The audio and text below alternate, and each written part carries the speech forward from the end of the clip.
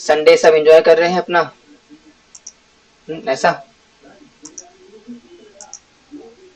कहाँ गया? ठीक है, नाउ स्टार्टेड। ओके, ठीक है। So now let's started.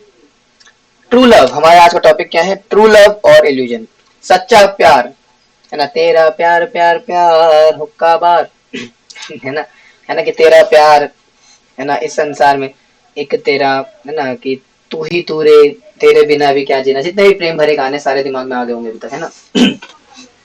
तो सच्चा प्यार क्या वाकई में सच्चा है, या वो एक इल्यूजन है, बहुत बड़ा धोखा है, या बहुत बड़ा हमारे साथ फरेब हो रहा है उसके नाम पर? क्या है सच्चाई? आज इसका थोड़ा सा देखेंगे, और देखेंगे the fall and the awakening of king Bhartrihari.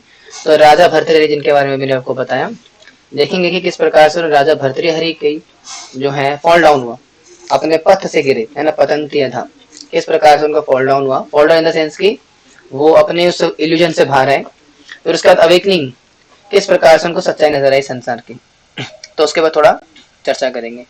लेकिन अब सबसे पहले एक भागवतम का बड़ा प्रिय वर्ष आता है बड़े खतरनाक वर्ष आता है, हम क्लास को वहां से आगे बढ़ाएंगे। ठीक है, तो क्वेश्चन राइज होता है कि वेयर डस इल्यूजन बिगिन। आपने बोला प्रभु जी, आपने बता दिया कि संसार का जो प्रेम है वो सच में प्रेम है या इल्यूजन है, बहुत बड़ा धोखा है। आपने हमारे मन में डाउट डाल दिया। ठीक है, तो क्या आप इस बात पे क्लैरिटी डालोगे? आप क्लैरिटी देना जरूरी है। तो क्लैरिटी आ रही है श्रीमद् भागवतम के 5वें स्कंद के 5वें अध्याय के 8वें वर्ष से। रेफरेंस भी दे देते हैं आपको, 5वां स्कंद श्रीमद् भागवतम, 5वां चैप्टर और 8वां अध्याय, जिसमें कि ये श्लोक कहा जा रहा है कि पुंसा स्त्रिया मैथुनि भावमेत तथोय मृत्या तयो मृत्या हृदय ग्रंथि माहु अतो गृह क्षेत्र सुताप्त वित्ते जनस्य मोयम अहम ममेति। इसका मतलब क्या बेसिकली? हृदय ग्रंथि माहु पुंसा स्त्रिया मैथुनि भावमेतम हृदय तयोर मिथ्या हृदय ग्रंथि माहु, यानी कि एक स्त्री और एक पुरुष, ये जो स्त्री और पुरुष के बीच में जो मैथुनी भाव संबंध होता है, जो आपस में आकर्षण होता है, जो natural attraction between man and women, वो क्या करता है? हृदय ग्रंथि, एक हृदय ग्रंथि में बांध देता है दोनों को। इस संसार के अंदर अगर कोई सबसे बड़ा बंधन है, सबसे बड़ा अगर कोई ऐसा बोलेंगे जो गांठ है जो कि बांध देती है हमें, वो क्या है? ये हृदय ग्रंथि। हृदय ग्रंथि क्या होती है? मेरी बीवी बच्चे, भाई भाई तो नहीं, मेरी बीवी मेरा बच्चा।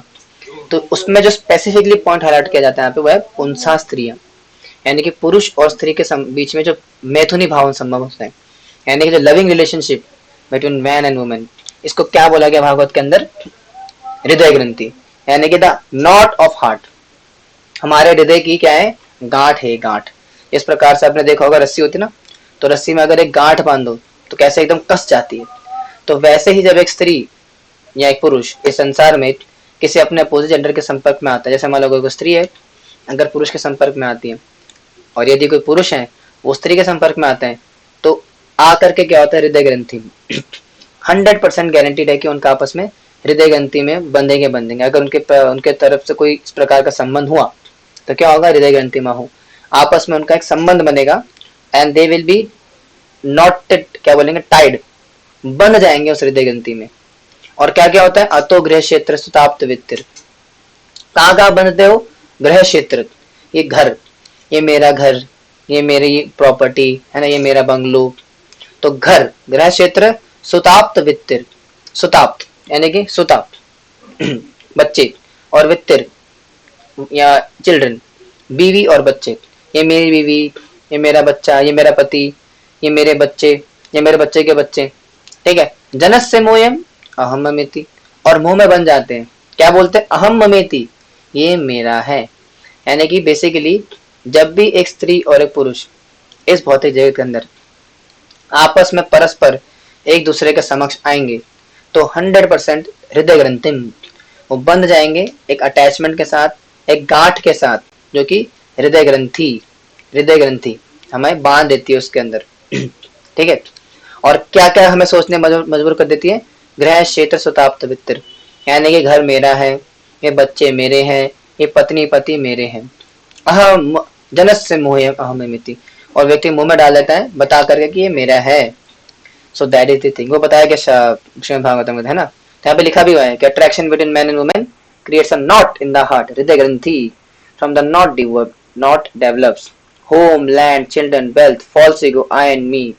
ये सब उसके अंतर्गत आता है. समझ में आ रहा है? तो इसीलिए भर्तृहरि के साथ भी कुछ इस प्रकार से ही हुआ है ना. अब कैसे हुआ थोड़ा आगे चर्चा करते हैं. लेकिन उससे पहले कुछ आपसे क्वेश्चंस रहेंगे मेरे. अरे चेंज योर स्क्रीन. अरे ये क्या बात हुई, स्क्रीन तो चेंज कर दी भैया. ये यार फिर बड़ा गलत सीन होता है. पूरा क्रोम टैब में सेव करना पड़ेगा लगता है. कर देते कोई नहीं, खामा का बार बार थोड़ी करेंगे इधर आके. हुआ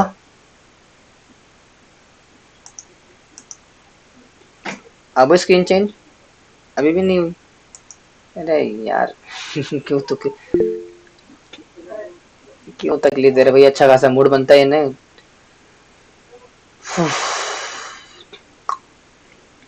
न तव न खगर मरीचिन कृष्ण देव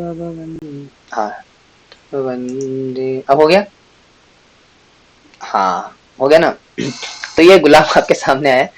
सबसे पहले मेरे कुछ क्वेश्चन है आपसे कि इज लव ऑलवेज अपलिफ्टिंग. पहले कुछ क्वेश्चन पूछे गए है ना कि क्या हमेशा प्रेम जो है हमारा हमें अपलिफ्ट करता है या डाउनलिफ्ट करता है. Can attachment destroy a king. क्या एक अटैचमेंट एक राजा को जो कि क्षत्रिय है और इस प्रकार से उसका वर्चस्व है पूरे साम्राज्य के अंदर, क्या आसक्ति ये जो हृदय ग्रंथि की आसक्ति क्या एक राजा को भी अपने पद से गिरा सकती है, हाँ या नहीं. And what is the difference between Prema and मोह. तो प्रेम में और मोह में क्या अंतर होता है, क्या डिफरेंस है प्रेम में और मोह में. यदि कोई व्यक्ति किसी के प्रेम में है तो और मोह में क्या अंतर होता है थोड़ा जानने का प्रयास करेंगे. ठीक है. तो हम सबने ऑलरेडी श्लोक देखा है. अभी हमने चैप्टर नंबर 2 फिनिश किया था. उससे मैंने आपको बताया था 8 स्टेज ऑफ फॉल डाउन. और चैट जीपीटी नोटबुक एलएम भी ये रिकमेंड कर रहा है हमें कि भैया ये पढ़ाओ क्लास के अंदर. तो आपको पीपीटी अच्छी लग रही होगी. ये पीपीटी जो है एआई का इस्तेमाल करके बनाई गई है, नोटबुक एलएम का इस्तेमाल करके बनाई गई है. बहुत ही शानदार पीपीटी बनी. तो मेरा तो दिल जीत लिया ऐसे नोटबुक एलएम ने. थोड़ा सा ना इतना बढ़िया टूल बना रखा है इन लोगों ने. जिसने बनाया तो एकदम बढ़िया बढ़िया क्वालिटी की बना के देता है आपको. ठीक है. तो दैट्स द थिंग. खैर अब इसमें नहीं जाएंगे. कहने का मतलब क्या है कि ध्यायते विषयान पुंसा संगास्ते सुपजायते संग संजायते कामा कामात् क्रोधो विजायते क्रोधात् भवति सम्मोह सम्मोहः स्मृति विभ्रम स्मृति भ्रंशात् बुद्धिनाशो बुद्धिनाशात् प्रणश्यति. है ना. हमने जब चैप्टर नंबर 2 कवर किया था उसमें तो डिस्कस कर रहा था किस प्रकार से एक व्यक्ति विषयों का ध्यान करता है. फिर विषयों का ध्यान करके क्या करता है, आसक्ति बढ़ जाती है उसके प्रति. फिर आसक्ति बढ़ती तो क्या होता है, काम आएगा. है ना. फिर वो जब काम क्या होता है सेटिस्फाई नहीं होता तो क्रोधो काम से क्रोध बन जाता है. फिर क्रोध से सम्मोहन आ जाता है. फिर सम्मोहन से क्या होता है स्मृति विभ्र हो जाती है. फिर जब स्मृति विभ्र हो जाती है तो बुद्धि का नाश हो जाता है. और फिर बुद्धि का नाश होने के बाद क्या होता है व्यक्ति इस संसार के अंदर गिर जाता है. हालांकि राजा भर्तृहरि का जो केस है वो गिरने का नहीं है. ऐसा नहीं कि फॉल डाउन हुआ उनका और वो विनश्यति हो गया, ऐसा नहीं हुआ था.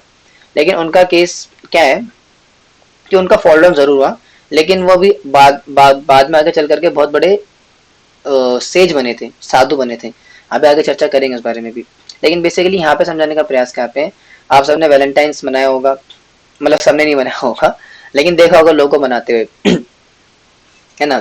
तो वैलेंटाइंस डे देखा होगा आप सबने. कितने बड़े बड़े लोग, कितने बड़े जो है सब लोग बोलते हैं आपस में ना कि मैं तुमसे प्यार करता हूँ, मैं तुमसे प्यार करती हूँ. और मैंने एक आर्टिकल पढ़ा था बहुत समय पहले कि 14 फरवरी को सबसे ज्यादा जो है 15 फरवरी के बाद यानी कि 14 वैलेंटाइंस डे के बाद ही सबसे ज्यादा ब्रेकअप्स होते हैं वैलेंटाइंस डे के बाद ही. तो मेरे मन में प्रश्न आया बड़ा इंटरेस्टिंग सा कि अगर 14 फरवरी अगर प्रेम का दिवस है तो प्रेम के दिवस के ही एक हफ्ते बाद इतने सारे ब्रेकअप तलाक क्यों होते हैं. मेरे मन में प्रश्न आया. तब जा करके मैं थोड़ा सा कंटेम्पलेट करा इसके बाद तब समझ में आया तो ये कारण है उसका. क्योंकि वास्तव में वो प्रेम है ही नहीं, वो एक बहुत बड़ा इल्यूजन है जो कि आपको हृदय ग्रंथि आपको नॉट आपको गांठ में बांध के आपको जो है गिरा देता है. इसीलिए जो वैलेंटाइंस डे होता भी है या कुछ भी होता है, हम वैलेंटाइंस डे को क्रिटिसाइज नहीं कर रहे, हम समझाने का प्रयास कर रहे हैं कि वास्तव में जो प्रेम है उसकी पराकाष्ठा क्या है, उसका वास्तविक तात्पर्य क्या है. और हम राजा भर्तृहरि का प्रसंग इसलिए चर्चा कर रहे हैं, वो देखने के लिए कि किस प्रकार से जो है हमें समझना पड़ेगा कि वास्तव में प्रेम होता क्या है और हमें वास्तव में किससे प्रेम करना है। ठीक है, हालांकि आपको ऑलरेडी पता ही होता हमें, लेकिन हम थोड़ा सा डिटेल एनालिसिस करेंगे कि how and what the things, ठीक है, किस प्रकार से चीजें, थोड़ा सा उसको प्रैक्टिकली समझने का प्रयास करेंगे। तो यहाँ पे देखो बहुत बड़ा फ्लो चार्ट दिया हुआ है, from contemplation, attachment, desire, anger, delusion, destruction. तो वही बताया गया कि इस प्रकार से एक योगी का, एक साधक का जो 8 प्रकार से फॉल डाउन होता है, उसमें सबसे बड़ा जो एक कहते हैं ना रीजन बनता है, वो ये हृदय ग्रंथि ही बनती है, खास करके यंग एज के अंदर। इसलिए ये क्लास का भी मेनली यंग को टारगेट किया गया था आज के लिए। ठीक है, तो क्यों? क्योंकि इस एज में ही, यंग एज में ही सबसे ज्यादा ये चीज होती है हावी, हृदय ग्रंथि। क्यों? क्योंकि सेंसेस आर यंग, अभी सेंसेस यंग है, उसमें जान है, सेंसेस में क्या बोलते हैं, ये क्या हुआ, सेंसेस जो है अभी पूरी तरीके से परिपक्व है इंद्रिय करने के लिए। तो ऐसी एज में क्या होता है, हृदय ग्रंथि में फंस जाना बड़ा ही आसान हो जाता है। इसे देखा होगा अपने पहले के समय, क्या कहते हैं माता पिता, अगर मान लो कि कोई बेटी किसी घर की वो थोड़ी सी बिगड़ने लग रही है, मतलब थोड़ी सी संगति खराब हो रही है, तो क्या करते थे, चलो भैया शादी करा दो उसकी। क्यों शादी करा दो? क्योंकि उन्हें कॉन्सेप्ट पता था। क्योंकि जैसे ही किसी की शादी करा दोगे तो हृदय ग्रंथि में फंस जाएगा वो, और जैसे ही हृदय ग्रंथि में फंस जाएगा तो फिर तो बन जाता है वो। इसलिए विवाह को बंधन बोला जाता है शास्त्रों के अंदर। विवाह को विवाह संस्कार के साथ साथ विवाह बंधन बोला जाता है। बंधन का मतलब क्या होता है, एक क्या बोल देंगे, जुड़ाव। तो इसीलिए सबसे बड़ा जो इस पूरे भौतिक संसार का जो रूट है वो स्त्री पुरुष के प्रति आकर्षण ही है। ठीक है, और उसी में हमारे जो है बेचारे भर्तृहरि राजा फंस गए थे। जैसा कि मैंने आपको बताया ही कि राजा भर्तृहरि कौन थे, वो उज्जैन साम्राज्य के बहुत बड़े राजा थे। पूरे उज्जैन साम्राज्य के एक बहुत ही महान राजा और एक किंग थे, जो कि विक्रम आदित्य के बड़े भाई थे। आप सबने नाम सुना होगा विक्रम आदित्य का, बहुत बड़े प्रख्यात राजा है, उज्जैन के थे। तो उनके बड़े भाई थे राजा भर्तृहरि। ठीक है, एक्सट्रीमली पावरफुल, वेल्दी, रिस्पेक्टेड, और बहुत बड़ा उनका कहते हैं ना साम्राज्य था, बहुत ही रईस थे। अब राजा तो रईस होंगे ना, है ना।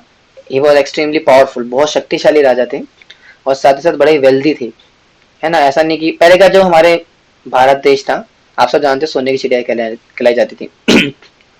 और हमारे भारत में संपत्ति कभी कमी नहीं थी। उसी प्रकार से उज्जैन साम्राज्य के राजा भी, राजा भर्तृहरि भी बहुत ज्यादा संपन्न राजा थे, and as well as respected as well, बहुत ज्यादा रिस्पेक्टेड भी थे। उनके समाज और दुनिया के अंदर बहुत ज्यादा इज्जत भी थी। ऐसा नहीं था कि मतलब जैसे होते ना, क्या बोलते हैं आजकल के नेता वगैरह होते हैं, है ना, क्या बोलते हैं कि हमारा नेता कैसा हो, मुरारी लाल जैसा हो, फिर सामने सामने बोलते हैं, और पीठ पीछे क्या करते हैं, उन्हीं के पोस्टर्स के आगे और थूक के जाते हैं, पान की पिचकारी मार के जाता है। तो ऐसा इनका नहीं था। He was very respected king, बहुत ही सम्मानित राजा थे वो। लेकिन एक पंगा पड़ गया इनके साथ। क्या पंगा पड़ गया? Deeply attach to queen Pingala. इनकी एक महारानी थी, इनकी धर्म पत्नी महारानी पिंगला, बहुत ही खूबसूरत थी। और सबसे बड़ा पंगा एक पुरुष के लिए ये होता है अगर उसकी पत्नी बहुत खूबसूरत हो तो। मैं नहीं बोल रहा हूँ, मैं मेरा ये बात नहीं है, ये चाणक्य पंडित ने बोला है। चाणक्य पंडित ने बताया कि 4 प्रकार के शत्रु होते हैं व्यक्ति के। कौन कौन से? कि क्या है, ऋण करता पिता शत्रु, माता चा व्यभिचारिणी, भार्या रूपति शत्रु, पुत्र शत्रु और पंडिता। यानी कि व्यक्ति के 4 प्रकार के शत्रु होते हैं। गृहस्थ आश्रम में अगर कोई है, शादीशुदा व्यक्ति के 4 शत्रु होते हैं। कौन से? पहला कौन है? ऋण करता पिता शत्रु। अगर आपके पिता कौन है, मैंने इसको डाला नहीं, इसको स्लाइड में मैं भूल गया, अब याद आ रहा है, वर्ष भगवान याद दिला दिया, ये डालना चाहिए था इसको भी पीपीटी के अंदर, है ना। लेकिन जो ज्यादा लंबी हो जाती है, लेकिन इतना टाइम भी नहीं होता, लेकिन आपको ऐसे बता रहा हूँ। तो चाणक्य पंडित बताते हैं अपनी नीति किताब के अंदर कि ऋण करता पिता शत्रु। अगर आपके पिताजी बहुत बड़े कर्जदार थे, ऋण करता यानी बहुत ज्यादा कर्जा लेकर के बैठे थे, और बहुत ज्यादा आपके पीछे कर्जदार आपके पड़ गए उनके चक्कर में, तो ऐसा पिता शत्रु माना जाता है। जो कि ऋण करता है, जिसने बहुत ज्यादा कर्ज लिया हो समाज के अंदर, तो ऐसा पिता शत्रु कहलाता है हमारा। शत्रु के समान है। और ऋण करता पिता शत्रु, माता चा व्यभिचारिणी। और अगर आपकी माताश्री वो जो है कैरेक्टरलेस काइंड ऑफ है, और इधर उधर पुरुषों के प्रति आसक्त है, और मतलब उनका चरित्र अच्छे नहीं है, तो वो माता भी क्या शत्रु है, क्योंकि ऑब्वियसली बात है, अगर पिता अगर कर्जदार है तो बेटा क्या खाएगा, क्या वेस्ट करेगा, मतलब अपने ऊपर लगाएगा ना, सारा जिंदगी तो कमाने धमाने पिता का कर्ज उतारने में लग जाएगा, तो ऐसा पिता किस काम का। और माता, अगर माता भी चरित्रवान नहीं है तो आस पड़ोस में इज्जत नहीं रहेगी, जहाँ कर भी जाएंगे लोग तो लोग क्या बोलेंगे, देखो उसका बेटा जा रहा है ना, इसकी माँ तो ऐसी थी, मतलब अब ज्यादा नहीं बोलूंगा, आप सब समझते हो। तो चाणक्य पंडित बोलते हैं कि अगर ऐसे आपकी माताश्री है जो कि चरित्रवान नहीं है तो भी आपके शत्रु है। और तीसरा कौन है, भार्या। भार्या रूपवती शत्रु। अगर आपकी पत्नी बहुत खूबसूरत है, कहते हैं ना रूपवती है ना, कौन सा गाना है कि 14वीं का चांद हो या आफताब हो, है ना, जो भी हो तुम खुदा कसम लाजवाब हो, तो ऐसी पत्नी अगर बहुत खूबसूरत हो जाती है वो भी शत्रु बन जाती है, आसक्त हो जाओगे ना, हृदय ग्रंथि माँ हो तो फंस जाओगे हृदय ग्रंथि में।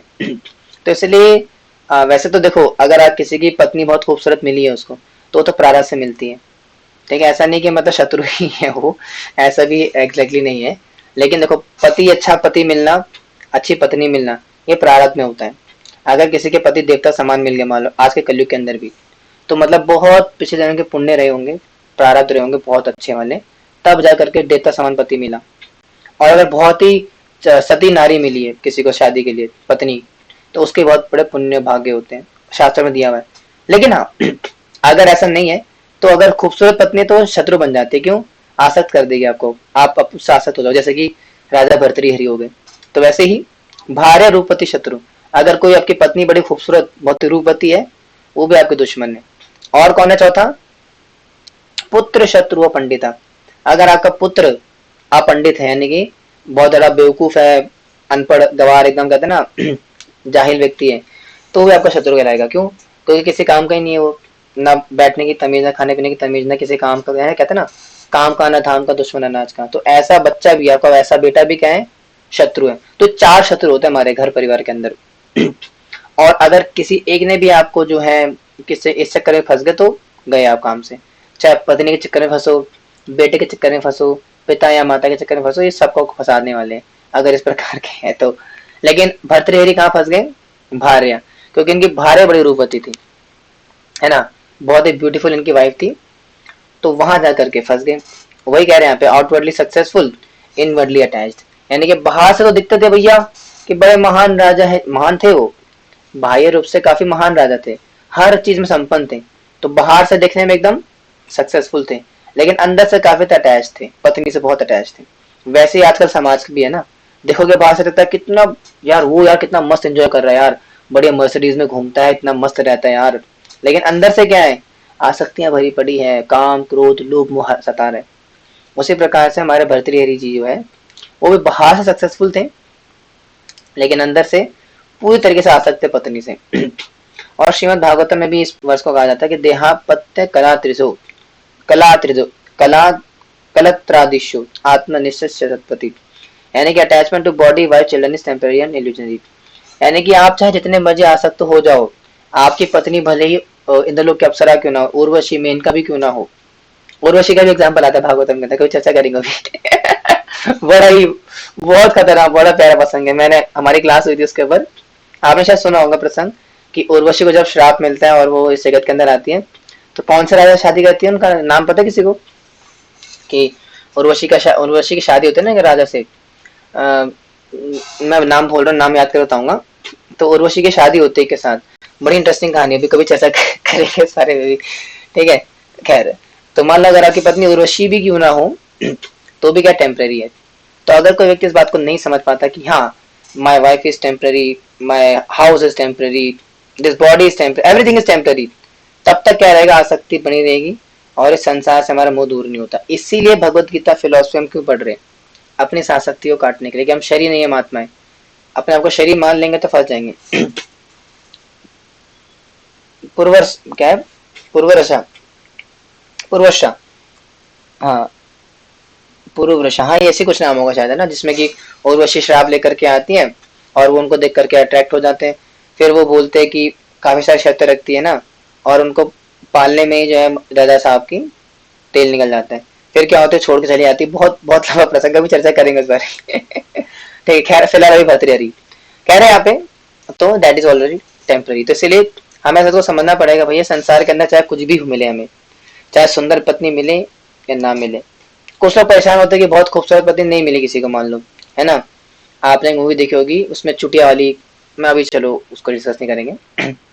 जैसे मान लो कुछ लोग बोलते हैं कि प्रभु जी मेरी पत्नी ना बहुत अच्छी नहीं मिली मुझे, मेरी पत्नी तो इतना अच्छा खाना नहीं बनाती है, इतना ये वो। भाई मत ढूंढो भाई दोष वोष, देखो अगर दोष ढूंढने बैठोगे तो भगवान का ही मिल जाएगा आपको। जो मेरे से संतुष्ट रहो। पत्नी अच्छी नहीं है, प्रभुपाद इसको पता क्या बोलते हैं, प्रभुपाद बोलता है अगर किसी की पत्नी अच्छी नहीं मिली ना उसको, ये सौभाग्य होता है बहुत बड़ा। अब इसमें ऐसा क्यों है, मान लो कि अगर पत्नी बहुत अच्छी मिल जाए आपको, एकदम सती नारी मिल जाए, तो व्यक्ति भी बहुत जल्दी आसक्त हो जाता है सती नारी से भी। क्योंकि मान लो कि पत्नी बड़ी अच्छी मिल गई आपको, है ना, बहुत ख्याल रखती है आपका, है ना, आपको बिस्तर से उठने नहीं देती, सब कुछ आपको बना बना के, है ना, सब कुछ आपके टेबल पे ला करके रेडी करके रखती है, बड़े टिफिन बना के देगी, सब कुछ एकदम फर्स्ट क्लास करके देगी, तो क्या होंगे आप, आसक्ति बहुत जल्दी हो जाती है उस केस में। तो अगर आपकी पत्नी अच्छी नहीं है तो ज्यादा अच्छी बात है बल्कि। मैंने शास्त्र बोल रहे भाई, ठीक है। तो अच्छा पति होना भी, अच्छी पत्नी होना भी कई बार वरदान बन जाता है। प्रभुपाद ने खुद बोली बात अपने लेक्चर्स के अंदर, ठीक है। तो पत्नी अच्छी है या नहीं है उससे कोई फर्क नहीं पड़ता, भक्ति करनी चाहिए, ठीक है। और अच्छा पति या अच्छी पत्नी मिलना तो खैर पुण्य का खेल है। अगर आके पुण्य अच्छे होंगे अपने जन्म के तो आपको मिल जाएगी, और नहीं होंगे तो नहीं मिलेगी, लेकिन भक्ति करनी पड़ेगी तब भी, ठीक है। लेकिन राजा भर्तृहरि के साथ ऐसा नहीं हुआ था। उनको जो है बहुत अच्छी पत्नी तो मिली, सौभाग्य से बहुत ही खूबसूरत और रूपवती पत्नी तो मिली, लेकिन इंटेंस अटैचमेंट के कारण क्या हुआ, भर्तृहरि लव्ड पिंगला ब्लाइंडली। उन्होंने क्या करा, आसक्ति के कारण क्या होगा ना, पूर्ण भरोसा कर लिया अपनी पत्नी के ऊपर और अंधा विश्वास कर लिया। इसलिए कहा जाता है ना कि कभी भी किसी व्यक्ति के ऊपर मेरिट मटेरियल लेवल पे, याद रखना मटेरियल लेवल पे, अगर किसी को किसी के साथ ना मटेरियल लेवल पे बहुत ज्यादा अंधा विश्वास है ना, वो आपका विश्वास ही आपका कारण बनेगा दुख का। याद रखना है बात, आपको इस भौतिक संसार के अंदर किसी भी भरोसा नहीं होना चाहिए। अब इसका मतलब ये नहीं कि हम सब पे शक करें, ऐसा भी नहीं है। भरोसा इन द सेंस क्या, सच्चाई पता होना चाहिए कि भैया कुछ भी हो सकता है। इसका मतलब ये नहीं कि अपनी पत्नी का मोबाइल चेक करो, चेक करके भैया उसके पीछे बॉडीगार्ड लगा दो कि हाँ भाई कहाँ जाती है, किससे मिलती है, इतना ऐसा भी नहीं करना है, ठीक है। समझ वाली बात यहाँ पे ये है कि आपको पता होना चाहिए। जैसे मान लो अगर कल को आपकी शादी होती है या हो चुकी है मुझे नहीं पता, दोनों केस के अंदर आपको समझना पड़ेगा, अच्छा हाँ ठीक है, he is my husband, he is my wife, लेकिन कुछ भी हो सकता है भैया, कल मूड बदल गया, कुछ भी हो सकता है। कल को पता चले किसी बात से मेरी पत्नी मेरे उसने अच्छा खाना बना के लाई थी, मैंने थोड़ा बोल दिया कि बेकार बना है, और कल को मार पीट के मुझे ड्रम में बंद कर दिया, नीले ड्रम में बंद के जो है फेंक दिया मुझे। ऐसा भी हो सकता है, होता है, हो सकता है, क्या हो ही रहा है, देखिए होगा अपने न्यूज के अंदर, है ना। या वो वाइस वर्सा भी हो सकता है, मतलब पति ने पत्नी को काट कर डाल दिया नीले ड्रम में, काले ड्रम में, तो ये कलयुग के अंदर कुछ भी हो सकता है। तो इसलिए आपको सच्चाई बताना चाहिए एटलीस्ट। इस क्लास का पर्पस क्या है, राजा भर्तृहरि का प्रसंग ये टाइम पास के लिए नहीं कर रहे हैं आप, ऐसा नहीं कि बस प्रभु जी कुछ मिला नहीं तो चलो ये शुरू कर देते, ऐसा ऐसा मैं टाइम पास करने के लिए नहीं आया पे। पति को भी हो सकता है प्रभु जी। क्या हो सकता है, पति का भी हो सकता है प्रभु जी, पति को मार के काट के डालना है क्या आपने भी, ऐसा ऐसा कहना चाह रहे हो, डाल सकते हो, मैं डाल सकते हैं, मैं सजेशन नहीं दे रहा हूँ आपको, मैं कह रहा हूँ डालते हैं, डाल ऐसा कुछ उसमें नहीं है। तो कहने का तात्पर्य क्या है, सच्चाई बताने का प्रयास है आपको। आपको यहाँ पे ला करके जो है कोई, मैं यहाँ पे काम शास्त्र नहीं पढ़ा रहा हूँ बैठ करके, या जो है कुछ क्या बोलेंगे, कोई लव मैगजीन नहीं पढ़ रहे बैठ करके, यहाँ पे हम सिद्धांत समझने का प्रयास करना है। राजा भर्तृहरि का प्रसंग सुन के हम, हाँ, मैं समझाने का प्रयास कर रहा हूँ आपसे कि सिद्धांत क्या है। तो कह रहे हैं यहाँ पे कि आवृतम ज्ञानम एतेन ज्ञानी नृत्य वैरिण, यानी कि जो लस्ट है, lust covers real knowledge like smoke covers fire, है ना, हमने डिस्कस करा चैप्टर नंबर 3 के अंदर, जिस प्रकार से आवृतम ज्ञानम एतेन ज्ञानी नृत्य वैरिण काम रूपेण कौन्तेय दुष्पूरेण कुलेन च, जिस प्रकार से अग्नि को कवर कर लेता धुआं, आग जलाते हैं हम तो आग जलने के साथ धुआं भी निकलता है, तो जिस प्रकार से आग को धुआं कवर कर लेते हैं, उसी प्रकार से जो लस्ट है एक ज्ञानी व्यक्ति के ज्ञान को हरण कर लेती है। जैसे मान लीजिए अगर आपने पूरी क्लास सुन करके गए, बहुत शास्त्र पढ़ा आपने, ये वो ऐसा वैसा धूम धड़ाका लेक्चर सकता है, सब सुन लिया आपने, और जा करके जैसे ही आप घर से बाहर निकलोगे और मान लो किसी देवी जी को देखा आपने, है ना, ये काली काली आंखें तुरुरु तुरुरु, ये गोरे गोरे गाय, तो तीखी तीखी नज, क्या होगा उसके बाद, यही होगा, जो भर्तृहरि के साथ। क्यों ऐसा, देखो अभी सोल्यूशन की बात मत पूछना मुझे, सोल्यूशन मैं अन्य बताऊंगा कभी। आई मैं बस वो कॉज बताना चाह रहा था कि कॉज क्या है। तो अगर ज्ञान भी ले रखा है आपने बहुत ज्यादा, मान लो कि आपने पूरा गीता कोर्स बोलेंगे प्रभु जी आप, प्रभु जी हमने पूरा गीता कोर्स अटेंड कर लिया, सर्टिफिकेट भी मिल गया, सारी संडे वनडे क्लास क्लास सब कुछ धूम धड़ाका सब कर लिया हमने, अब तो कुछ नहीं होगा ना।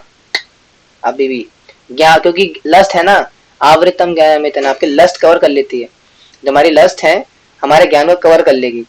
आप जितना मुझे सुन लो हम शरीर है हम आत्मा नहीं, हम शरीर नहीं आत्मा है, शरीर नहीं आत्मा है, लेकिन जैसे ही काम जब तक नहीं जाता ना वो ज्ञान फलवती नहीं होता।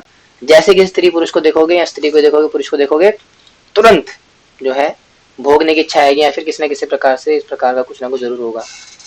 रीजन क्या है उसका, क्योंकि आवृतम ज्ञान में इतना, आपके ज्ञान को आवृत करा हुआ है किसने, काम रूपेण, काम ने।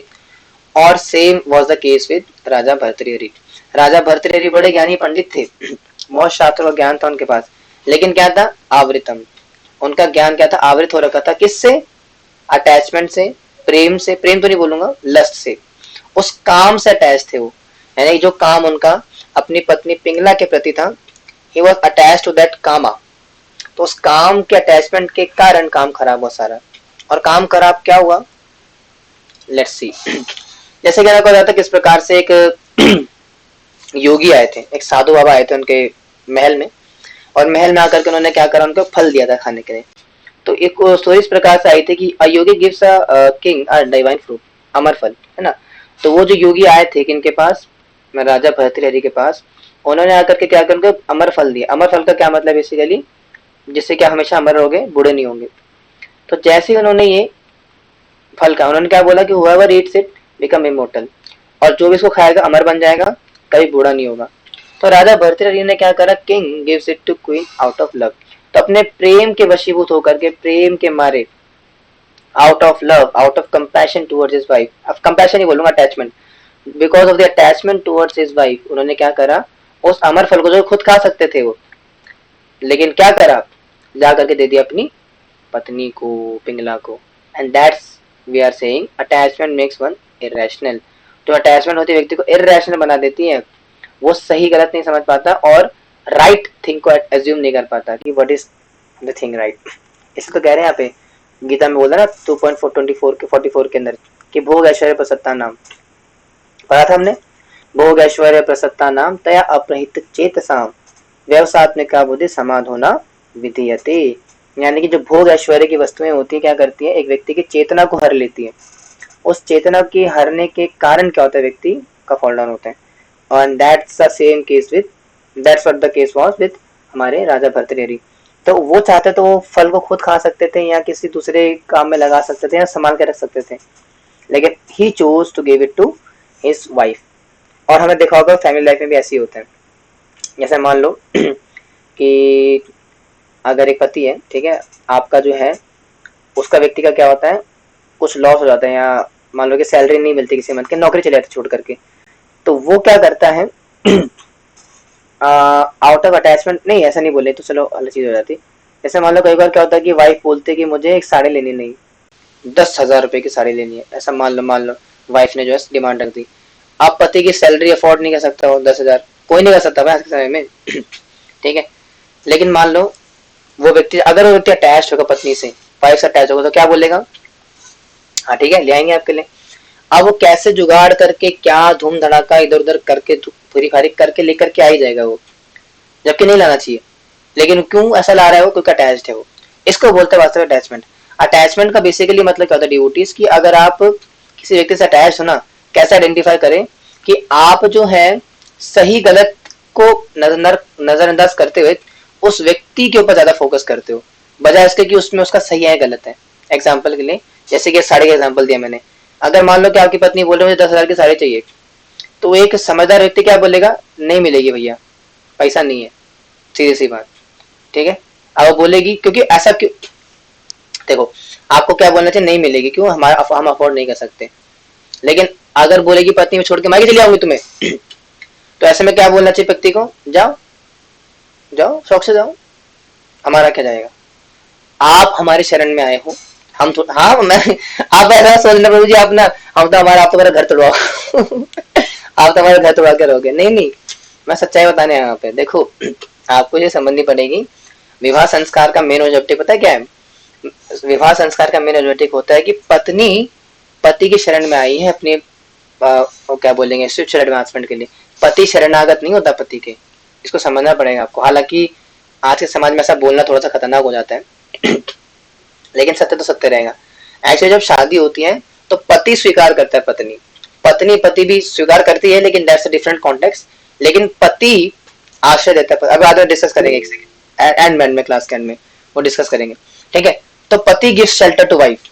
अब अगर शेल्टर भी दे रहे हो आप और उनको जो है केयर भी नहीं कर रहे हो, मतलब उनके अकॉर्डिंगली कर्म भी नहीं कर रहे हो, मतलब उनके बेनिफिट के लिए, एंड दैट्स मीन्स अटैचमेंट। और वही राजा भर्तृहरि के साथ भी हुआ कि वो अटैचमेंट के कारण जो है अपनी पत्नी का अपना खुद का भी सही गलत नहीं देख पा रहे थे। तो that is the most dangerous thing. तो इसलिए गृहस्थ लाइफ के अंदर या मैरिड लाइफ के अंदर इस बात का बड़ा ध्यान देना पड़ता है अटैचमेंट को लेकर के।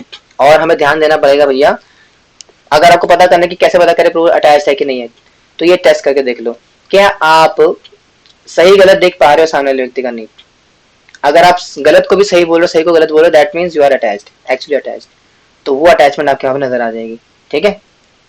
ये चीज होती है। और जैसे कि मैंने आपको बताया ये पूरा जो कहानी बताई कैसे घुमा। सबसे पहले राजा के पास फ्रूट आया, राजा ने क्या करा, अपनी पत्नी को दिया, पिंगला को दिया। फिर पिंगला ने क्या करा, सीक्रेट लवर जो कि सेनापति थे उनको दिया, है ना। और फिर जो सेनापति ने क्या करा, उस प्रोस्टिट्यूट को दिया, नाचने गाने वाली को है ना। ना ना चल छैया छैया छैया छैया चल छैया छैया छैया छैया। तो उस नाचने गाने ने क्या करा, फिर से जाकर के अपने प्रेमी राजा को दे दिया। फिर जैसे राजा के पास आया, राजा ने बोला अरे ये मेरे पास कैसे आ गया? आपको लग रहा है तो फिल्म की कहानी बता रहे हो, कोई फिल्म, ऐसा तो फिल्मों में होता है। नहीं नहीं, रियल लाइफ कहानी है फिल्म में भी ऐसा होता है लेकिन रियल लाइफ कहानी है तो वैसे राजा भर्तृहरि के साथ भी होता। तो भर्तृहरि वाज क्वाइट शॉक्ड कि ऐसा कैसे हो गया प्रभु, मतलब प्रभु तो नहीं, मतलब ऐसा कैसे हो गया यार, मैंने तो अपनी पत्नी को दिया था, मेरे पास कैसे आ गया ये? तो पूरा जांच पड़ताल करने के बाद पता लगा भैया कि दैट वाज अ थिंग, ये जो हमारी महारानी साहिबा है ये तो हमसे प्यार ही नहीं करती। इतना बड़ा धक्का लगा राजा भर्तृहरि को कि मतलब कहते ना कि तड़प तड़प के इस दिल से आह निकलती रही, मुझको सजा दी प्यार की, ऐसा क्या गुनाह किया तो लुट गए, हाँ लुट गए, तो लुट गए हम तेरी मोहब्बत में तो इस प्रकार से बोलने लगे भैया कि ये तो गड़बड़ हो गई भाई, मतलब इतना प्यार किया मैंने जिससे चाहा, है ना। अच्छा सिला दिया तूने मेरे प्यार का, यार ने ही लूट लिया घर यार का, बहुत गाने, पूरा शतक लिख दिया वैराग्य शतक, अभी डिस्कस करेंगे अभी, है ना तो हमारे साथ भी ऐसा हो जाता है। अगर मान लो कि किसी व्यक्ति को पता लगता है कि जो है एक पत्नी से बहुत प्रेम करता है, बहुत ज्यादा पता चल गया कि मान लो पति का चक्कर चल रहा है बाहर किसी के साथ, तो कैसा होता है हालत, ऐसी होती है। तो इसीलिए इस बात को समझना जरूरी है ठीक है कि इस संसार का कोई भी रिश्ता परमानेंट नहीं रहेगा। अभी तो आज हम डिस्कस करें पति पत्नी का ये love affairs, because Valentine week चल रहा है और ये सारी चीजें चल रही हैं, तो समझाने का प्रयास था ठीक है। तो हमें समझना पड़ेगा कि संसार कोई भी रिश्ता परमानेंट नहीं है, टेम्परेरी ही है, और टेम्परेरी होकर के भी सुखदायी नहीं है। आज में समझना कि मुझे ठीक है टेम्परेरी है, लेकिन कुछ समय के लिए सुख मिलेगा ना, नहीं, उस सुख के बदले बहुत दुख दुख झेलने पड़ जाते हैं आपको जिस प्रकार से राजा भर्तृहरि के साथ भी हुआ क्या क्या हुआ, माई लव वॉज इल्यूजन। राजा भर्तृहरि को समझ में आया भैया what ever the love was, जो लव था तो लव के नाम पर के बहुत बड़ा इल्यूजन था मेरे लिए, एक बहुत बड़ा क्या कहते हैं क्या बोलेंगे उसको, मोह, एक कहते हैं ना सम्मोहन था मेरी तरफ फैला चारों तरफ, that was the thing, and my attachment blinded me, और मेरी आसक्ति ने क्या करा, मुझे अंधा कर दिया। मैं ये भी नहीं देख पाया कि मेरी पत्नी तो भैया सेनापति के चक्कर में है, इतना प्रेम में आसक्त हो गया मैं, मतलब काम में आसक्त हो गया। And power can not protect from betrayal और इतना शक्तिशाली राजा होने के बावजूद भी धोखे से नहीं बच पाए। और ये बात याद रखना आप चाहे जितने बड़े व्यक्ति क्यों ना हो, हर कोई व्यक्ति के साथ समस्या आ सकती है। बड़े आदमियों का भी तलाक होता है, इस संसार से बड़े richest of the richest person की भी पत्नियां धोखा देती है, और गरीब आदमी की पत्नियां, पति भी धोखा, ऐसा नहीं आप बोले प्रभु जी पति बस हमें टारगेट करते रहो आप सब लोग हैं, आप सब लोगों का मतलब जो है हम स्त्रियों को क्या समझ रखा आप लोगों ने, मतलब जब देखो तब हमें ही गाली देते रहते हो, हमें ही उल्टा सीधा बोलते रहते हो। नहीं ऐसी बात नहीं है। वो समझाने का टॉपिक है वो, ठीक है, लेकिन दोनों के लिए बराबर एप्लीकेबल है। तो कहने का मतलब क्या है कि दोनों ही है। ऐसा नहीं कि मान लो कि बहुत बड़े आप लोग हो गए, शक्तिशाली हो गए, तो आपको बिट्रेल नहीं हो सकता, आपको धोखा नहीं मिलेगा, मिलेगा। इस संसार में दुख हाल्यम संसार दुख हाल्यम शाश्वतम है, और इस संसार के अंदर एवरीथिंग इज टेम्पररी। तो कभी भी आप ये नहीं बोल सकते कि प्रभु जी एवरीथिंग विल रिमेन परमानेंट। ये मेरी पत्नी मुझे बहुत अच्छी मिली है, बहुत मेरी कहते हैं ना बहुत केयर करती है, बहुत प्यार करती है, क्या ये हमेशा मेरे साथ रहेगी? नहीं रहेगी, वो भी जाएगी आपको छोड़ करके, और आप भी उसको छोड़ करके आपको जाना पड़ेगा, जबरदस्ती जाना पड़ेगा। और दोनों ही केस बड़े डेंजरस होते हैं। अगर तो आपकी पत्नी बहुत खड़ूस है, मान लो बहुत ज्यादा कहते हैं खून पीने वाली है, वो भी टेम्पररी है, और बहुत अच्छी है, वो भी टेम्पररी है। एक बार एक बहुत फेमस कहानी आती है। एक बार एक राजा ने अपने मंत्री को बोला, मेरे मंत्री, मुझे ना एक ऐसी चीज बताओ, ऐसा स्लोगन ऐसा कुछ मुझे दो जिसके माध्यम से मुझे ना एक चीज लगे कि जब भी मैं खुश हूं तो दुखी हो जाऊं, और दुखी हूं तो सुखी हो जाऊं, ऐसा कुछ चीज दो मुझे। तो मंत्री बड़ा होशियार था, उसने क्या करा, राजा को अंगूठी दी और अंगूठे के पीछे लिख दिया, ये वक्त बीत जाएगा। और जैसे राजा दुखी होता था तो उसको पढ़ता था, ये वक्त बीत जाएगा, और खुश हो जाता था, अच्छा ये तो बीत जाएगा। और जब बहुत खुश होता था राजा तो पढ़ता था अंगूठी में, ये वक्त बीत जाएगा, फिर दुखी हो जाता था। तो आपको भी ये करना है, ये वक्त बीत जाएगा। हालांकि ये कोई सोल्यूशन नहीं है इसका, असली सोल्यूशन तो भक्ति है। भक्ति करोगे तो सारा दुख चले जाएगा। ये कोई टेम्पररी, इसका कोई सोल्यूशन नहीं कि मान लो आप अंगूठी लिया बाजार से जा करके, उसके पीछे लिख दो ये वक्त बीत जाएगा, अपने हाथ में छपा लो ये वक्त बीत जाएगा, ये कोई सोल्यूशन नहीं हुआ इसका, वो तो एग्जाम्पल था बस। असली सोल्यूशन तो भक्ति है, भक्ति सारे कष्ट मिटेंगे हमारे। ऐसा तो कहते हैं कि नाम चिंतामणि कृष्ण चैतन्य रस विग्रह पूर्ण शुद्धो नित्य मुक्तो अभिनत्व नाम नामिनो, है ना। नाम चिंतामणि कृष्ण चैतन्य रस विग्रह, चैतन्य रस है ना, रस रस का पूरा परिपूर्ण है वो नाम। तो भक्ति करने से तो टेम्पररी परमानेंटली जाएगा वो, लेकिन हाँ उसने इस प्रकार से बोला। And now moving to the next part, अब हमारा इंटरवल फिनिश हो गया है।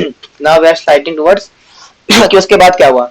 तो जब पता लगा भैया कि मेरी पत्नी ने मुझे धोखा दे दिया, मतलब मेरी पत्नी नहीं, मतलब राजा भर्तृहरि को सब समझ में आया कि भैया ये तो बड़ा धोखा हो गया हमारे साथ। तो यहाँ से आया उनके जीवन में टर्निंग पॉइंट। टर्निंग पॉइंट आया, क्या टर्निंग पॉइंट आया? वैराग्य। भर्तृहरि रेनाउंसेस किंगडम, उन्होंने बोला भैया ये दुनिया ये महफिल मेरे काम की नहीं, मेरे काम की नहीं, है ना। तो राजा भर्तृहरि ने क्या करा, अपना पूरा साम्राज्य छोड़ दिया, बिकम डिसाइपल ऑफ गुरु गोरखनाथ। तो एक गुरु गोरखनाथ के पास जाकर के उनके शिष्य बन गए और उनसे दीक्षा शिक्षा ली। और फिर क्या करा, एंटर्स रेनाउंस लाइफ, संन्यास ले लिया। होता है ना, आपने मूवीज में देखा होगा, पति पत्नी जब पत्नी छोड़ देती है तो क्या होते हैं, सन्यासी बन जाए। है ना। तो वैसे उनके साथ नहीं हुआ, सब कुछ छोड़ छाड़ के चले गए और संन्यास आश्रम ग्रहण करे, संन्यास ले लिया। सर्व धर्मान परित्यज्य माम एकम शरणम व्रज। डाउट एंड में क्लास के एंड में डाउट, ठीक है, अभी वेट करिए। तो राजा भर्तृहरि ने भी क्या करा भैया, संन्यास ले लिया। तो आज थोड़ा शिवरात्रि है, तो शिवरात्रि के प्रसंग में मैंने जानबूझकर स्लाइड ऐड करी, हालांकि टॉपिक के रिगार्डिंग नहीं है, लेकिन मैंने चलो शिवरात्रि है तो शिवरात्रि कनेक्शन में थोड़ा आपको बताते हैं, भगवान शिव जी की चर्चा भी करते हैं, क्योंकि वैष्णव नाम है था शंभू, है ना। शिव जी सारे परम वैष्णव में, सारे श्रेष्ठ वैष्णवों में सबसे श्रेष्ठ कौन है, शिव जी है। तो थोड़ा हम कह रहे हैं, थोड़ा चर्चा करते हैं। तो शिवा का मतलब कहता है वैराग्य प्लस डिटैचमेंट, उसकी मूर्ति है वो। जो शिव जी जो है वो वैराग्य के प्रति मूर्ति है ना। क्या बोलते हैं उनको, क्या बोलते हैं कि खेले मसाने, एक बहुत प्यारा भजन था, बहुत पंडित छन्नूलाल मिश्रा का मैंने सुना था कि खेले मसाने में होली दिगंबर, खेले मसाने में होली, तो दिगंबर कहा जाता है उन्हें। तो वैराग्य की प्रतिमूर्ति भगवान शिव, ठीक है। तो हमें आज के दिन पर शिव जी से वैराग्य सीखना चाहिए। इतनी बड़ी खूबसूरत, संसार के सबसे बड़ी सुंदरी कौन है, पार्वती सती, और वो किसकी पत्नी है, शिव जी की। लेकिन इतनी खूबसूरत पत्नी होने के बावजूद भी जो है शिव जी उनसे आसक्त नहीं है, और हमें उनसे सीखना चाहिए। आज के शिवरात्रि पे हमें प्रार्थना करनी चाहिए शिव जी से कि हमें भी इस प्रकार का वैराग्य उत्पन्न करने की शक्ति दीजिए कि हम सारी भोग भौतिक वस्तुएं होने के साथ साथ भी, भोग की वस्तु होने के साथ साथ भी किस प्रकार से वैराग्य लेकर के आए। प्लीज टीचर्स, हमें वो सिखाइए आप। सो वो हमें लेना चाहिए शिव जी से वैराग्य की शिक्षा। Shiva sits in cremation ground. देखो भैया इतने बड़े देव हैं, देवादि देव महादेव शिव शंकर, है ना, इतने बड़े क्या बोलेंगे, इतने बड़े देव हैं, है ना, भगवान के शुद्ध भक्त है, उसके बावजूद भी क्या है, इतने बड़े तपस्वी है, उसके बावजूद भी क्या है, शमशान में रहते जो राख लपेट करके भूत प्रेतों के साथ में, है ना। इतना बड़ा ऐसा भी नहीं कि बहुत बड़े, देखो इंद्र के पास अपना खुद का साम्राज्य महल है, ब्रह्मा जी का अपना पूरा इतना सुंदर लोक है, इतने महल महल है, लेकिन जो शिव जी है जो कि इन सबसे ऊपर है, वो कहाँ रहते हैं, शमशान में रहते हैं जी, है ना, राख लपेट करके रहते हैं। तो ये that is the renunciation of Lord Shiva, कि वो इतने डिटैच्ड हैं। इसलिए आज बहुत सारे वैष्णव भी व्रत रखते हैं हालांकि मैंने तो नहीं रखा हुआ, लेकिन जनरली लोग रखते हैं। डिवोटीज जो है, डिवोटीज भी कभी कभार शिवरात्रि का व्रत रखते हैं, just to ask begging the mercy from lord Shiva to get renunciation, क्योंकि एज अ वैष्णव हमारे लिए बड़ा इंपॉर्टेंट क्या है, वो रेनाउंसिएशन बहुत जरूरी है हमारे लिए। तो कुछ वैष्णव रखते हैं, कुछ डिवोटीज रखते हैं शिव जी का व्रत, हालांकि इट्स नॉट कंपलसरी, हमारे लिए रखना कंपलसरी नहीं होता, लेकिन मना भी नहीं किया गया। आप शिव जी के लिए व्रत रख सकते हो, शिव जी के लिए नहीं, शिवरात्रि पे शिव जी से कृपा मांगने के व्रत रखना जरूरी, दोनों में डिफरेंस है। बाहर के लोग क्या करते हैं, शिव जी के लिए व्रत रखते हैं कि भैया शिव जी से कुछ प्राप्त करना है। हमारा अगर व्रत रखना भी है तो हमारा व्रत वैसा नहीं होता कि हम शिव जी से कुछ प्राप्त करना चाहते हैं। हमारा व्रत का उद्देश्य क्या होता है कि शिव जी वैष्णव नाम मेहता शंभु है, सबसे बड़े वैष्णव है पूरे सारे वैष्णव में, उनसे थोड़ा कृपा याचना करके हमें भगवान की भक्ति में शक्ति मिलेगी आगे बढ़ने की। तो कुछ लोग, कुछ डिवोटीज इस कॉन्टेक्स्ट से भी व्रत रखते हैं, लेकिन हालांकि again I am saying it is not compulsory, आपकी इच्छा के व्रत रख सकते हो, नहीं भी रख सकते हो, ठीक है। और no illusion of material love और संसार का कोई भी सांसारिक प्रेम शिव जी को अफेक्ट नहीं कर सकता। It can not pollute, it can not pollute Lord Shiva, because that is the potency of Lord Shiva, that he indifferent is indifferent from all the material opulences and pure consciousness। भगवान शिव जो हमारे शिव जी हैं, उनकी जो चेतना है कभी डिस्टर्ब नहीं होती है ना। हमने देखा किस प्रकार से जो है, मैंने अभी बहुत एग्जांपल दिया कितनी बड़ी सुंदरी उनके पास है, माता पार्वती उनके बगल में रहती है, संसार की सबसे सुंदर स्त्री है वो, और खुद माया देवी साक्षात है वो, इसके बावजूद भी वो उनसे अटैच्ड नहीं है। और श्रीमद् भागवतम का एक वर्स भी बोलता है 4.3.23 that Lord Shiva is detached and beyond material duality, कि जो लॉर्ड शिवा भी है वो संसार के मोह से परे है, संसार की आसक्ति से परे है, और इस संसार का माया जो बेसिकली माया माया शक्ति वो शिव जी को टच नहीं कर सकती, ठीक है। याद रखने की बात बड़े इंपॉर्टेंट पॉइंट है, अक्सर डिवोटी मिसयूज कर देते हैं जो थोड़े नियोफाइट्स होते हैं और थोड़े से कहते हैं ना, थोड़ा भक्ति में उतने उन्नत नहीं होते हैं, बोलेंगे कि उनको सही सिद्धांत नहीं पता होता, वो क्या बोलते हैं कि शिव, अच्छा शिव जी वो तो डेमीगॉड है।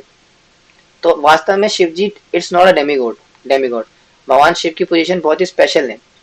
भगवान शिव जी भगवान के गुण अवतार है, ठीक है, सदाशिव फॉर्म में वो इक्वल इक्वल रहते हैं उनके, और गोपेश्वर महादेव के रूप में गोलोक वृंदावन के अंदर सेवा करते हैं। तो he is not a demigod, और माया के परे हो, माया के अधीन नहीं आते हो। अपार्ट फ्रॉम शिव जी सारे माया के अधीन है, ब्रह्मा से लेना आ ब्रह्म भुवना लोका पुनरावृत्ति अर्जुना माँ उपेत तो कौन थे अपना जन्म न विद्यते, यानी कि शिव जी के बाद जितने भी नीचे आते सारे, ब्रह्मा जी इंद्र जी सारे माया के अधीन आते हैं, ठीक है, including Brahma as well. Brahma ji भी माया के अधीन में रहते हैं माया के अंतर्गत है, बेसिकली अधीन नहीं है, माया के अंतर्गत है, लेकिन शिव जी माया से परे है क्योंकि उनकी खुद की पत्नी माया माया रूप है, ठीक है। तो Shiv ji is not under the influence of maya, ठीक है जी। सो इस वैलेंटाइन क्या सीखा हमने, मतलब चला गया था वैलेंटाइन, हालांकि सीखने को तो मिल ही सकता है। तो वैलेंटाइन वैसे डिवाइन लव, तो वैलेंटाइन डे का क्या लव होता है, material love based on body, है ना, कि तेरी रूह पे तेरे जिस्म पे बस हक है एक मेरा, है ना, चंदन सा बदन चंचल चितवन धीरे से तेरा मुस्काना, है ना तो बेस्ड ऑन बॉडी, तो बॉडी लेवल पे बेस्ड होता है मटेरियल लव, लेकिन डिवाइन लव भगवान का जो प्रेम है बेस्ड ऑन सोल, सोल के लेवल पे होता है। और मटेरियल लव क्या टेम्पररी है, जैसे कि मैंने बताया कि हमेशा नहीं रहता वो, after some time it last खत्म होता है वो, लेकिन जो डिवाइन लव होता है वो इटर्नल है, हमेशा से रहता है, सनातन रहता है। और जो मटेरियल लव है सेल्फ सेंटर्ड है, कि मैं मेरा मेरे अराउंड रहती चीजें, और जो डिवाइन लव सेल्फलेस है, सिर्फ सेवा माध्यम से और निष्काम भाव से भगवान के प्रति किया जाता है, ठीक है जी। ओके सो हमने क्या सीखा डिवोटीज, हमने देखा आज हमने किस प्रकार से इंटेलिजेंस अवेकनिंग कृष्णा डिवाइन हमने देखा किस प्रकार से हमारे किस प्रकार से हमारी इंटेलिजेंस जागी आज, हमें संसार को सत्य देखने का एक मौका मिला कि संसार में जो है प्रेम की वास्तविक परिकाष्ठा क्या है, और प्रेम जो है संसार के अंदर नहीं पाया जाता। जो प्रेम होता भी है वो प्रेम के नाम पे वास्तव में लस्ट है। एक दूसरे से अपनी आसक्ति को फुलफिल करना और अपने लस्ट को सेटिस्फाई करना ही प्रेम कहा जाता है। ठीक है, तो हमने अवेकनिंग देखी किस प्रकार से इससे जागने बाहर आना है ना, और भगवान के प्रति अपनी प्रेम को आगे बढ़ाना है। और भागवतम भी इस बात को बोलती है 11वें स्कंद का 2 अध्याय का 42वां श्लोक, जिसमें कहते हैं कि भक्ति परेशान भवो विरक्ति अन्यत्र चेष चित्र एकाकल। वेरी इंपॉर्टेंट वर्स है ये, डिवोटी ध्यान से सुनना, वेरी इंपॉर्टेंट। अक्सर डिवोटी बोलते प्रभु जी मैं भक्ति तो कर रही हूँ, भक्ति तो कर रहा हूँ मैं, लेकिन पता नहीं लग रहा प्रभु जी आगे बढ़ रहा हूँ पीछे बढ़ रहा हूँ। तो कैसे पता करे, ये वर्ष याद रखना है, भक्ति परेशान भवो विरक्ति अन्यत्र चेष चित्र एकाकला। यानी कि बेसिकली अगर आप भक्ति कर रहे हो तो ऑटोमेटिकली आपका संसार से वैराग्य आ जाता है। अगर भक्ति करते करते अगर आपको संसार से वैराग्य नहीं आ रहा, संसार अच्छा लग रहा है, इसका मतलब क्या है कि भक्ति नहीं हो रही। क्योंकि अगर भक्ति अच्छे से करते हो तो संसार में सुख नजर नहीं आते, संसार बहुत बेकार लगता है।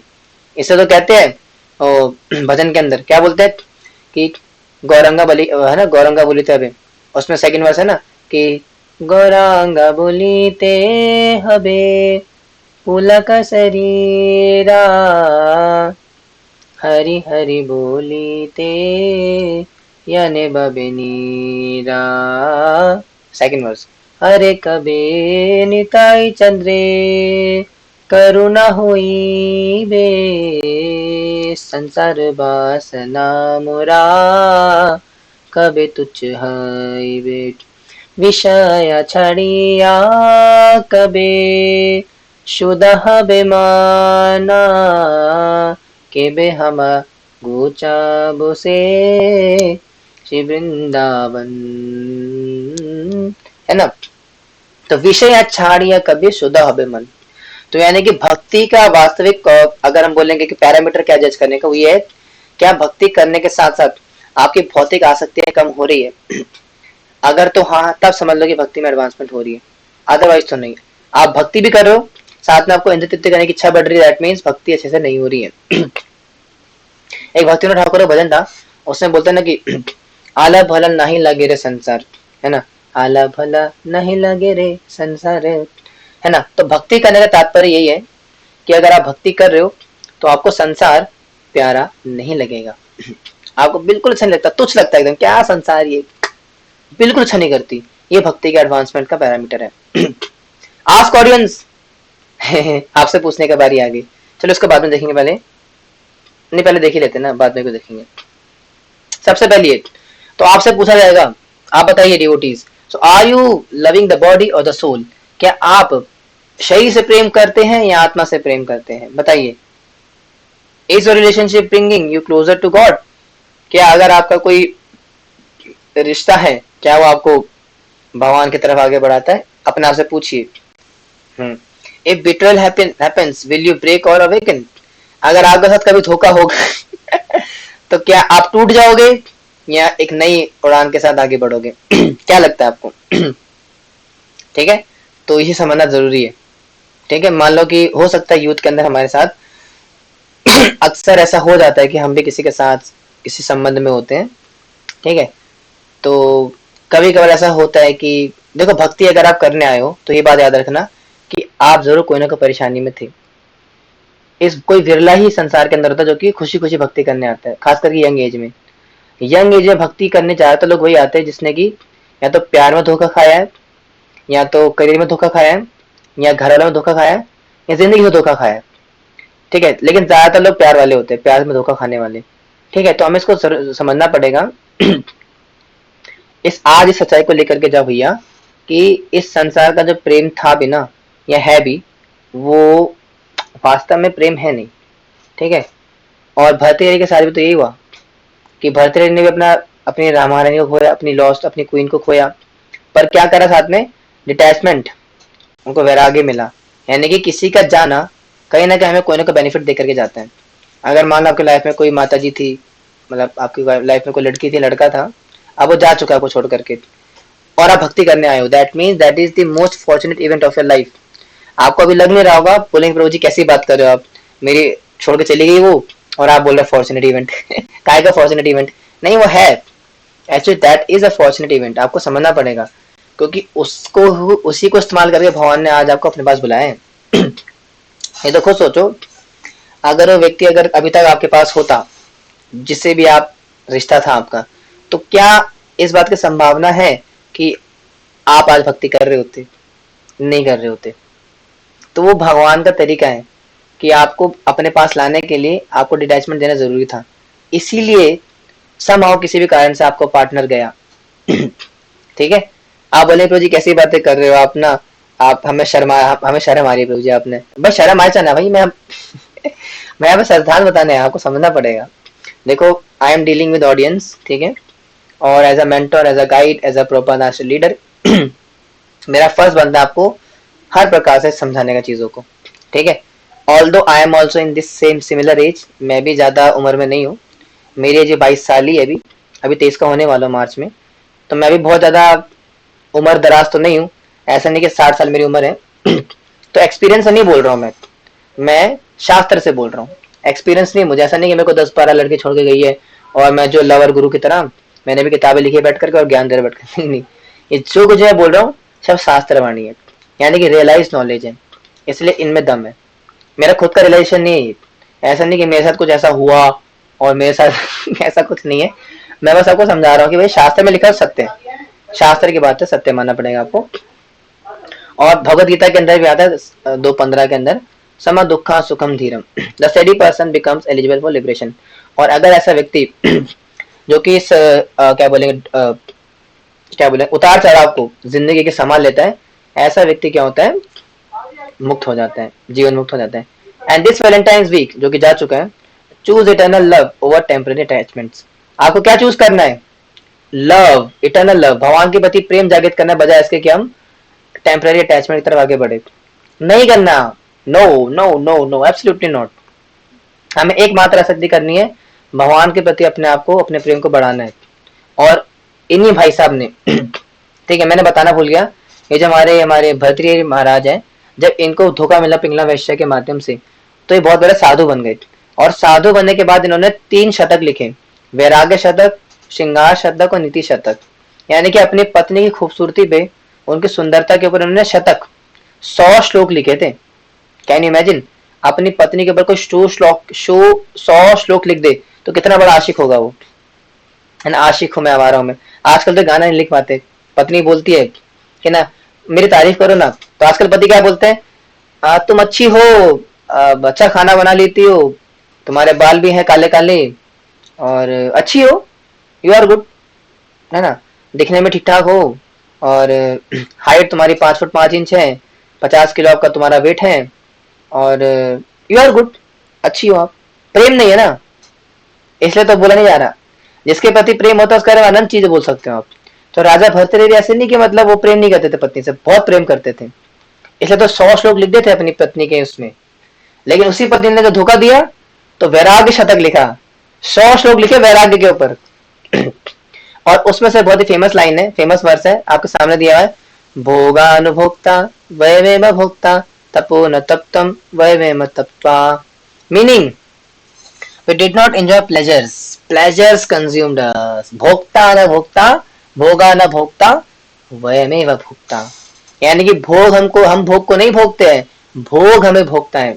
अगर मैं रसगुल्ला खा रहा हूँ तो रसगुल्ले को मैं नहीं खा रहा हूँ, रसगुल्ला रसगुल्ला मुझे खा रहा है।